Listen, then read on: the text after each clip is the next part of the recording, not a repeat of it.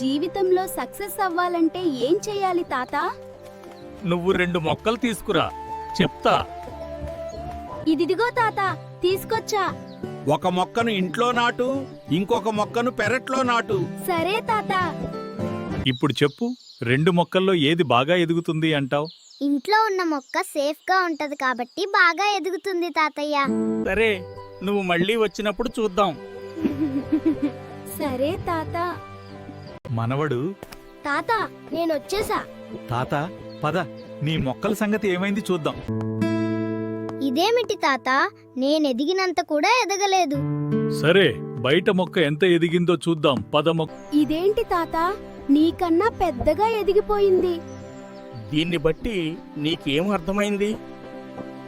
ఈ చెట్టు ఎండ, వాన, గాలి లాంటి శ్రమలను ఎదుర్కొని తనని తాను బలపరుచుకుని నిలబడింది కాబట్టే ఇది సక్సెస్ అయ్యింది. ఈ చెట్టులాగా మన జీవితంలో ఎదురయ్యే శ్రమలను, కష్టాలను, ఫెయిల్యూర్ను ఎదుర్కొని బలపడి నిలబడగలిగితే సక్సెస్ అవుతాం. ఆ మొక్కలాగా కంఫర్ట్ జోన్లో ఉంటే ఎదగలేము, సక్సెస్ అవ్వలేము.